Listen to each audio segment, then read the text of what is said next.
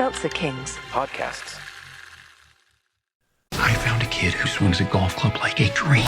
I'd like to try to qualify him for the U.S. Amateurs. Coming to Apple TV Plus. What's your name? I'm not into older guys, but I'm flattered. A new comedy series, Stick. I don't want to go on this trip. Your mouth's saying one thing, but those eyes are saying something else. From the home of Ted Lasso. This is your shot at redemption? This is your mulligan? Owen Wilson. This game takes and it takes. The game's finally giving me something back. Stick. You know Arnold Palmer? Iced tea, lemonade, mix it. I'm missing a nap for this. Streaming June 4th on Apple TV Plus. Just don't be ridiculous, Gavin. The devil had nothing to do with the prime minister. They've got better things to do with their time. Yes. The following podcast contains... You cannot say filth, flying filth in front of people. explicit language.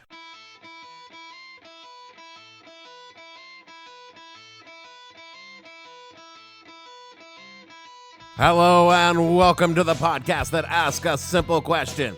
When you started a religion because it seemed like a good way to get laid, what the hell were you thinking? No, actually, scratch that. I know exactly what you were thinking. I'm your host, Dave Bledsoe, and this is episode number 383. I didn't go to Satanic medical school to be called Mr., and it's part 4 of Spooktacular 2022. We talk about the most evil man in America, Anton Szandor LeVey. Stay tuned. The What the Hell We Thinking podcast is brought to you by the Church of Dave. We can save your soul and mix a mean cocktail. When it comes to matters of faith, we understand how difficult it can be to decide who and what to believe. Finding the right church for you is tough in today's ecumenical climate. And face it, it's not the decision you want to get wrong. That's why we created the Church of Dave, where we believe in nothing. No, really, we don't. No dogma, no scripture, no weekly meetings to indoctrinate anyone. Worship when and where you want, or don't worship at all. We can give a shit. At the Church of Dave, the way to heaven or whatever bullshit it is you believe in is by donating to the Church of Dave. Get us some money, and your eternal salvation is secure. The Church of Dave. All the rest of them are doing the same damn thing. We're just honest about it. Dave bless you. I'm just excited to see my Lord and Savior Baphomet represented in such glorious Italian stone. I do hope his eyes gaze upon me, and that my allegiance is recognized. I don't know. Notice me, senpai. Notice me. In the name of Jesus! Lord, remove him! Protesters took the heavy rainfall as some sort of sign and even brought their own statue of an angel crushing the devil. Part of me wishes that angel statue would come to life, and King Baphomet would rise, and two eternal juggernauts would do battle right here in the middle of the city. But for what is this battle raging, you ask? I don't know. What stands at the center? To that I say, my soul is at the center, offered up to the ageless ones, only to be torn in twain. The unveiling here in Detroit is historic. The Satan statue has never before been seen publicly. The Satanic Temple says the statue is a symbol for what they advocate, the separation of church and state. It's like you can't have one without the other, you know? Like I'm equal parts God and the devil. A cloak of shame covers this man, and only supreme light will wash my body clean. But how could that light possibly reach me with the thick clouds of indecency that surround my poor soul? So I carry my wrongdoings on my back like some kind of tormented hiker, lost in the hills of misfortune, looking desperately for that peak to rescue him from the valley of depraved habitual self-pleasuring. But again, I find nothing except for sweaty, devastated loneliness and 1,000 judging eyes staring back at me from the cover of a stolen Victoria's Secret catalog. I didn't take your mail, Mrs. Pemberton. Stop asking me that. Leave me alone. I remember the very first time I was accused of being a devil worshiper. Praise Satan. It was 1982, Jarman Junior High School, Midwest City, Oklahoma. I was at lunch, minding my own business, reading my friend's copy of the Dungeon Master's Guide, when a girl walked up to me and demanded to know, Hey, do you guys worship the devil? And I wish I could tell you that I clapped back with some smarmy Hail Satan or something cool like that, but I was 12 years old, fat, nerdy, and terrified that a girl was actually speaking to me. Girls are so scary. So I stammered a denial and hid behind the book so she couldn't see the fear in my eyes. I mean, I was honestly shocked that anyone, much less a girl, would accuse me of being something like that. After all, I was at the time a Baptist, and Baptists don't worship the devil. They don't worship anything besides God and their little baby Jesus. I mean, back in those days that was true. These days, they all worship Trump. And what I didn't know then is that my perfectly innocent game about dragons and elves had a dark reputation. It probably didn't help that the book I was reading had a horned red figure on the cover that, to the uninitiated, looked kinda like Satan. Yeah, it kind of does. But in reality, it wasn't a devil, much less the devil. It was another plane of existence entirely, an Ifrit from the fabled city of brass, a creature of the inner planes, whereas the devil was from the nine hells, a creature from the outer planes. And while yes, both of them are lawful evil, the Ifrit was an elemental power from the fire plane, and various classes of devils drew their power from the planes of hell. And the difference between the two could not be more clearly defined to anyone, and if you can't see that, then clearly you haven't studied your monster manual. What the hell are you talking about? I'm explaining why I wasn't a devil worshiper. Back then, I was still afraid of the devil in 1982. I mean, not as afraid as I was of girls, but these days, the devil holds no fear for me. But you know what? I still tread pretty carefully around women. The devil can't hurt me, but women, they can be very mean when they're upset, and they will hurt you if you flick them with holy water. The power of Christ compels you. Which brings us to our topic this week for part 4 of Spooktacular 2022, Anton Szandor LeVey, the founder and high priest emeritus of the Church of Satan. Hell yeah! Hell yeah! Hell yeah! Called by his many haters the father of Satanism, the St. Paul of Satanism, the Black Pope, the evilest man in the world. The truth about Dr. LeVay is far more interesting, as we shall soon see, but the one title that you really need to keep in mind as we discussed him is the title of... Oh, a bullshit artist. And his work in that area is simply beyond compare.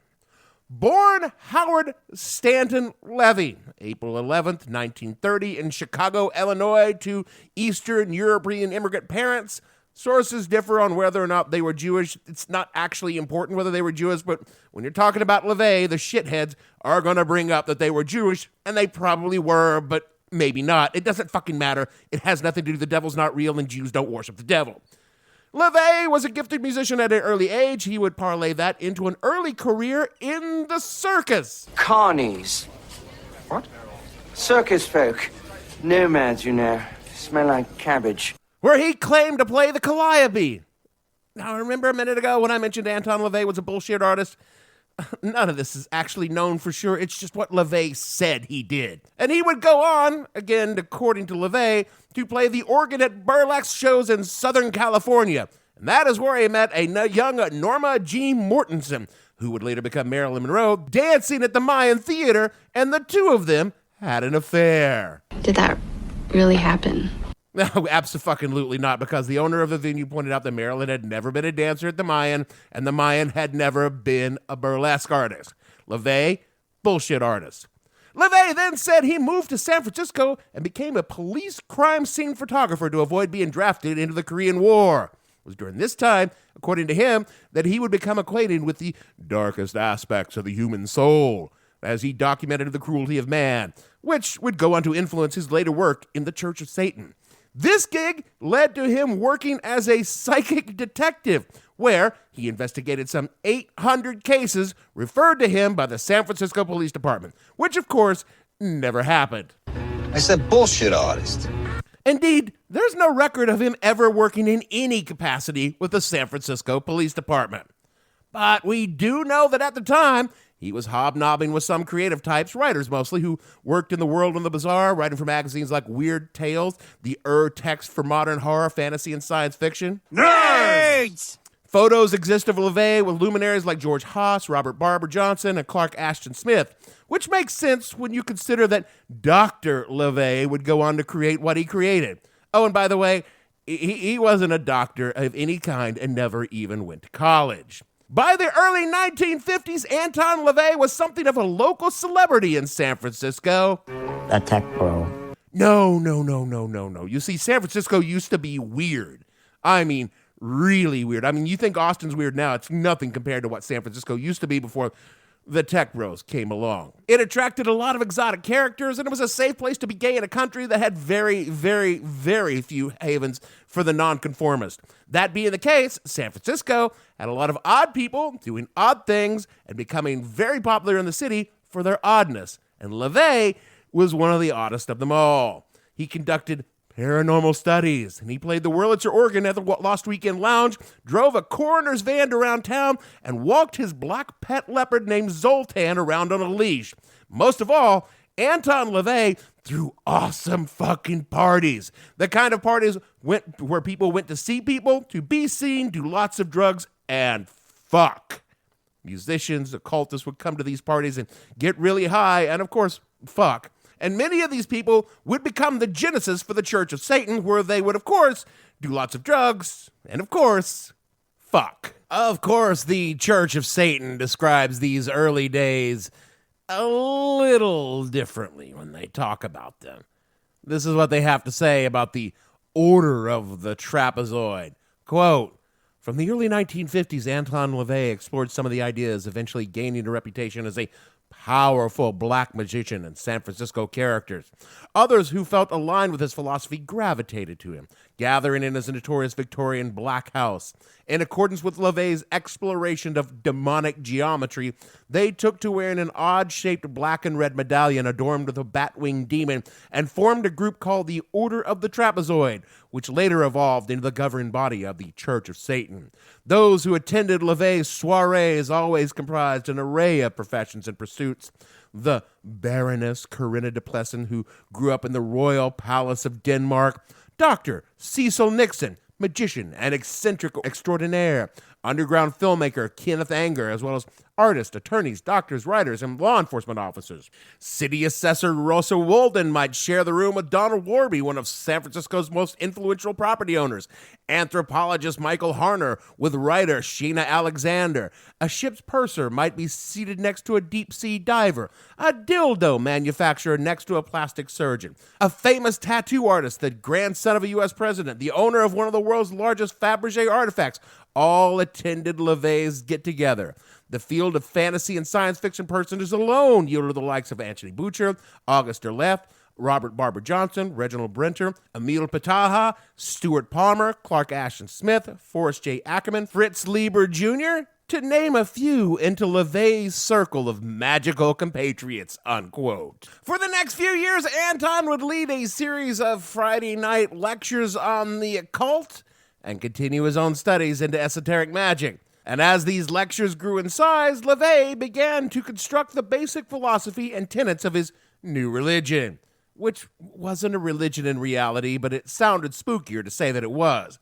And so that it was on Walpurgis night, April 30th, 1966, Anton Szandor LeVey ritualistically shaved his head, allegedly in the tradition of ancient executioners, and declared the founding of the Church of Satan and proclaimed 1966 the year one, Anno Satanis, the first year of the Age of Satan.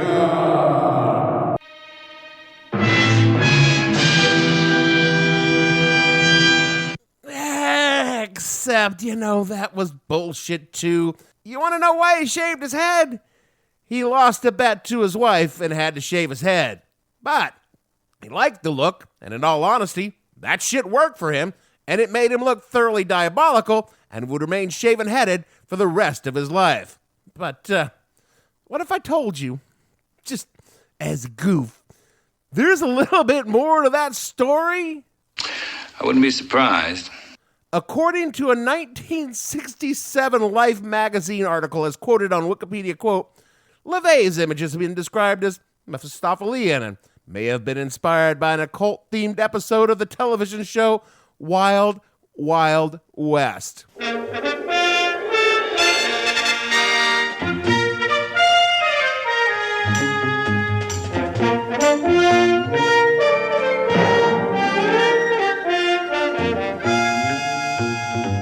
I know y'all thought I was going to do Will Smith right there, but let me tell you, the original Wild Wild West, far better than the inferior product of slapper extraordinaire Will Smith. The original episode of Wild Wild West was titled The Night of the Druid's Blood, which originally aired March 25th, 1966, and starred Don Rickles as the evil magician and satanic cult leader Asmodeus, whose Mephistophelian persona is virtually identical to that which Anton LeVey adopted 1 month later, unquote. Yeah, Don Rickles. inspired the whole aesthetic of the most evil man in America. And what does Don think about that? I think you're making a fool of yourself. I should probably tell you something about the Church of Satan. It's not a church, in the sense there's not a building where people go to worship. They have grottos, which are basically meeting places, but they're just houses. LeVay's Black House in San Francisco was where LeVay lived, and he hosted fuck parties, but it wasn't like Rome. It wasn't the Vatican for Satanism. There's no Church of Satan hierarchy with cardinals and bishops of Satan. Probably the most important thing that I could tell you, the Church of Satan is utterly and completely atheistic.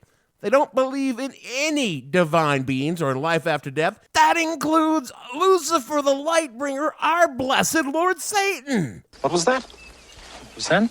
Quoted again from Wikipedia, quote, "The religion's doctrines are codified in LeVay's book, The Satanic Bible. The religion is materialist, rejecting the existence of supernatural beings, body-soul dualism, and life after death.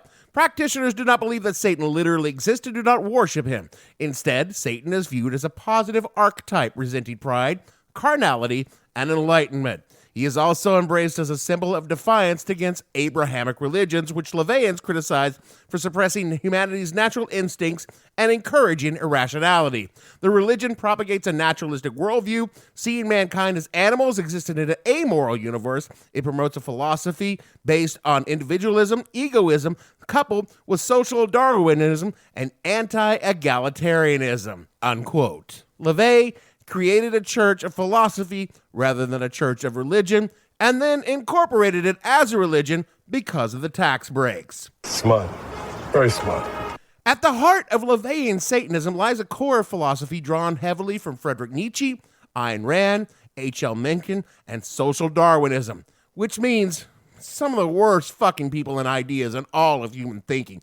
Ayn Rand alone disqualifies you from claiming any kind of credibility, and Nietzsche's works have been used by the shittiest human beings around to justify their own personal shittiness. And yes, I get a chuckle out of reading H.L. Mencken, but you have to admit, there has not been a more misanthropic motherfucker that has yet to walk the face of the earth. These are not the sort of people one bases a religion around if you're a people person. They are for selfish, narcissistic, petty, hedonistic assholes, and all of those attributes can be fairly credited to Anton LeVey. And then LeVay just smeared the whole thing with a thin veneer of occultism and magic, and then called it a church. In 1969, he assembled all of his various essays, sermons, lectures, and other writings into the Satanic Bible. I should tell you, I have not read the Satanic Bible all the way through. I started to once, years ago. I got about a third of the way through before I recognized all the Randian bullshit and tossed it down in disgust. The Satanic Bible is not a book of magic. It's not a book of history. It isn't particularly well written because LeVay loves the sound of his own voice. Fredo-Hippocrates, pot calling the kettle black. And he can turn a phrase, but those phrases he turns are all to impress you with how smart, how decadent Anton LeVey really is. And a healthy chunk of the whole damn book is just the full text of a public domain book called Might is Right. That is basically a treatise on being the biggest and most magnificent piece of shit you can possibly be. And I'm sure if the Cheeto Christ could actually read, he would have it by his bedside. The Satanic Bible is a self-help book for assholes, teaching them how to be bigger and better assholes. What the Satanic Bible did do, however, was freak out the squares. Dropping right into the middle of the waning days of the 1960s, it lit up the media with a ready-made story of societal decay, moral corruption, and the collapse that was all on good and decent in God-fearing America. And the right looked at this book, and they looked at Anton LeVey, and they said to themselves, "Hey, this is great fucking news." It is. Because now they had exactly the kind of enemy they needed to get on television and be very, very angry about indeed. The book was roundly condemned by all the usual suspects, both religious, political, and philosophical. It was loathed by serious practitioners of magic because I guess it made them look stupid or moronic for believing that magic was a thing that actually existed. And he was a particular favorite of the anti-cult groups of the 1970s and 80s who considered just the mere possession of this book as sure and definite proof that your rebellious teen was well on their way to becoming a member of one of the many satanic covens that existed in the fevered imaginations of the time. It was banned in prisons, was banned in many, many counties and countries, and every time it was banned, it was in the media for being banned, and that made him sell so many, many more copies, which made Anton LeVey so very, very happy. Praise Satan. And definitely Anton LeVey and the Church of Satan attracted a certain subset of celebrities that grooved on his vibe of sex, magic, darkness, and sex. According to the Church of Satan, quote, since its founding, LeVey's Church of Satan attracted many varied people who shared an alienation from conventional religion, such as celebrities like Jane Mansfield. There's a whole story that Jane Mansfield and LeVey had an affair, which they probably did, but there's also a whole story that after they broke up, LeVey cast a curse on her, and that caused Jane Mansfield to die. That's definitely bullshit. Going back to the quoted text, Sammy Davis Jr., as well as rock stars like King Diamond and Marilyn Manson. Yeah, okay. Definitely King Diamond and Marilyn Manson were definitely the sort of people that would have been associated with the Church of Satan. And they became, at least for a while, card-carrying members. He numbered among his associates Robert Foist, the director of Vincent Price's Dr. Phibbs films, as well as The Devil's Reign. That's a huge get there, Anton. Just huge. No one even knows who the fuck that is anymore, but huge get. Jacques Vallée, the ufologist and computer scientist, who was used as the basis for the character Lacombe, played by Francois Truffaut in Spielberg's Close Encounters of the Third Kind, and Ami Michel, known as a spelunker and publisher of The Morning of Magicians, unquote. That's quite a list. Oh, definitely huge, just A-list celebrities across the board. And look, all of this was good fun for a while, but it didn't last. History.net explains, quote, the Satanic Bible sold nearly 1 million copies and spawned sequels, The Satanic Rituals, The Satanic Witch, and Satan Speaks. LeVay hosted witches' workshops and weekly black masses, and within 5 years, LeVay's Church of Satan was claiming to have 10,000 members in grottos around the world. Adopting the look and manner of a cartoon villain made LeVay a celebrity, and he became a consultant on Hollywood horror films. He collects classic cars, the Washington Post reported, and has several luxurious houses and a 185-foot yacht at his disposal. But LeVay soon wearied of playing the Black Pope. His followers got on his last satanic nerve. Most of them weren't too bright, he grumbled, and many Satanists were obnoxious bores, men seeking sex with the kind of women who were willing to lay naked on satanic altars, along with women who wanted to dress up in witch costumes. You say that like it's a bad thing. It became rather embarrassing, LeVay said. I'd step off the plane and they'd all be there huddled together in their black robes. I was trying to present a cultured, mannered image, and their idea of protest or shock was to wear their lodge regalia into the nearest Denny's, unquote. And by the 1980s, LeVay had largely retreated from the public eye. The satanic panic had taken most of the fun out of being a Satanist for Anton, and his family life, always turbulent, had resulted in estranged children, divorces, remarriages. And in 1980, the FBI came calling asking about a plot to kill Ted Kennedy that LeVay was supposedly involved with. And that story alone could be an episode in itself, but I'm just going to sum it up quickly for now. During the 1980 presidential campaign, the Secret Service and FBI received a tip that a plot was in the works to kill Kennedy, and that the plot had ties to Anton LeVey and the Church of Satan. Nothing came of it, except, of course, for this gem of a quote by LeVay, as quoted in Politico. For a man who referred to himself as the Black Pope, the notoriety of being linked to an FBI investigation might have been welcome when he was first seeking attention for his church, but this older version of LeVay decided to come right out with it. He had nothing to do with any assassination plot. LeVay advised that any political official he has nothing but the highest regard, especially for Senator Kennedy and his family, according to FBI records. and LeVay could sympathize with the threats that Kennedy often received. He told agents that he had been the victim of physical and verbal attacks because of his position in the Church of Satan. And then LeVay shared some surprising news with the agents. His role as the head of the church was all a charade. Most of the church's followers, he said, were, quote, fanatics, cultists, and weirdos, unquote. The records show his interest in the Church of Satan is strictly from a monetary point of view. The agents noticed he spends most of his time furnishing interviews, writing material, and lately has become interested in photography, unquote. And to top all that, most of this bullshit had been called out by this time. More from History.net, quote, I've decided to withdraw and give up any citizenship in the human race, he told reporter Lawrence Wright in 1990. Wright was interviewing LeVay for Rolling Stone magazine. Investigating his life story, the reporter found that much of it was fictitious, starting with the high priest's name, which was actually Howard Stanton Levey. He'd never played oboe for the San Francisco Ballet Orchestra.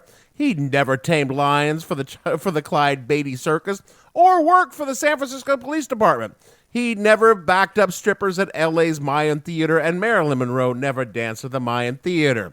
He made an allegory of his life. Not his real life, but the fantasy life of Anton LeVey persona, Wright concluded.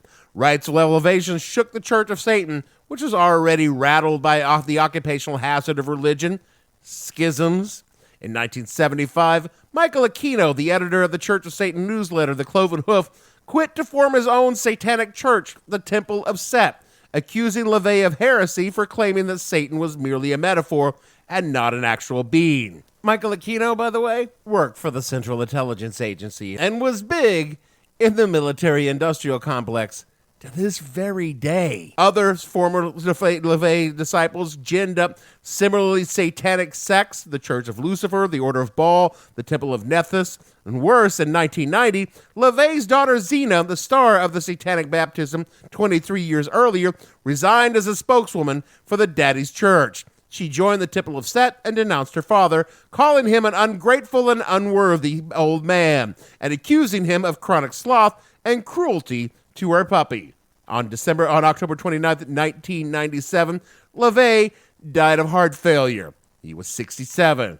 The next day, Zena LeVey announced on a radio show that she'd offed the old man by performing a ritual that put a lethal curse on him, unquote. Oh, and definitely know that the Satanic Temple has nothing to do with the Church of Satan, not affiliated in any way, and it is a scam, basically the satanic equivalent of Sean King. When I first started researching this episode, I thought it would be more about the Church of Satan, and that I would talk about the tenets of Satanism, and maybe list some of the commandments and the sins that LeVay had crafted for his religion. But as I researched it more and more, I realized this wasn't a story about the Church of Satan, for all its trappings and occult bullshit. It is just really a lot of shitty people playing dress up so they can be selfish bastards and have lots of sex. But along the way, I realized the story was about the kind of mind that creates all that bullshit, and how he saw religion for what it was and decided to make a mockery of it for fun and profit, which, hey, that's nice work if you can get it. The Church of Satan and its descendants, all of whom take themselves way too fucking seriously, were and are just vessels for a different kind of human stupidity. Unfettered libertarianism and right-wing douchebaggery. A kind of Republican Party with black cloaks. Anton LeVey was a circus huckster, a con artist with a penchant for the dramatic. And like a good con artist, he had a knack for seeing what motivates people, and what motivates people is greed, sex, and power. And he used those skills to craft a religion that told people it was okay to be a prick. Not only was it okay, it was essential to be the biggest prick that you could possibly be. The Church of Satan gets lumped in with the groovy counterculture of the 1960s because time, location, drugs, and sex. But that's not the case. It's truly a religion dedicated to stroking one's ego. LeVay himself said, quote, "The Satanist believes in complete gratification of his ego. Satanism is in fact the only religion which advocates the intensification and encouragement of the ego. Only if a person's own ego is sufficiently fulfilled can he afford to be the kind and complimentary to others. Only if a person's own ego is sufficiently fulfilled can he afford to be kind and complimentary to others without robbing himself of his self-respect. We generally think of a braggart as a person with a large ego. In reality, his bragging results from a need to satisfy his impoverished ego, unquote. And it goes on further to say, quote, a Satanist knows there's nothing wrong with being greedy, as it only means he wants more than he already has. Envy means to look upon with favor upon the possessions of others and to be desirous of attaining similar things for oneself. Envy and greed are the motivating forces of ambition, and without ambition, very little of any importance could be accomplished, unquote. The Church of Satan is not a religion of the 1960s. It was very much the forerunner of the greed is good Gordon Gekko cult of the 1980s personified, do I even need to say it, in Ronald Reagan. He said it! He said it! Say what you will about the Abrahamic religions, about Buddhism, Hinduism, all the other isms out there. At least they make a pretense to uplifting other people. But there is nothing redemptive, nothing upliftive, nothing contributive in all of LaVeyan Satanism. It's petty people doing petty things to solve their own petty egos. And what is worse, they believe magic's real, which is where we'll pick up next week with the man who inspired Anton LeVey and so many, many other dipshits to think that chanting and ritual sex could actually do anything besides achieve an orgasm. Aleister Crowley. Whatever the occasion, effortless elegance is right this way. Because Hilton brings you new ways to stay, courtesy of the Nomad London. And it doesn't stop at award-winning dining in a space draped in velvet and illuminated by vintage chandeliers. No, this day goes beyond with unparalleled personalized service and attentive hospitality. Oh, and did we mention the Nomad London can be booked using your Hilton Honors points at Hilton.com? Hilton, for this day. And that is it for our show this week. I have to admit, not knowing anything about LeVay made me like LeVay a lot more than I do now. It isn't that he's a bullshit artist. I admire a good bullshit artist that, hey, created a character loosely based on your own life. That's what I do. You think all these stories I tell you are true? They're not. They're loosely based on my own life. And yeah, I appreciate his takes on religion and how it gets people to wake up religion, but you don't use the tools of a bad religion to make you rich. I mean, if I believed in that, I would be the pastor of an evangelical megachurch. I'd have a private jet and a whole slew of mistresses and probably a pretty bad coke habit. That's the difference between me and all these other asshats.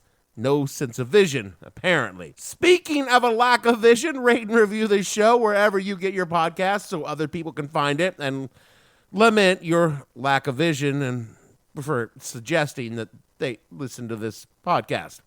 We have some exclusive content up for our patrons now on patreon.com/whatthehellpodcast. And yes, we will put more up before October is through because the Spooktacular goes on and on. And now, finally, this is very important. You need to do everything that Jeremy tells you to do in the closing credits.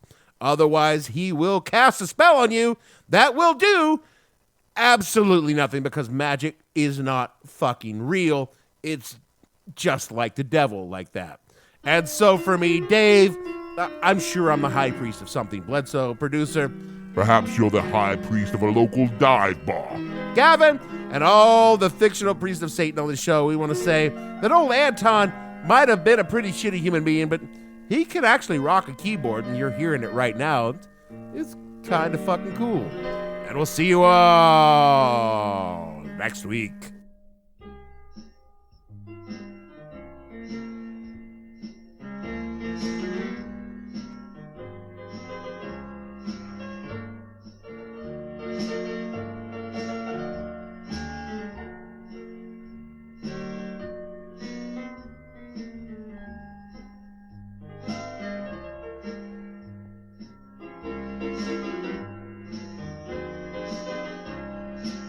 What the Hell Were You Thinking stars Dave Bledsoe and features Gavin St. James and several fictional minions.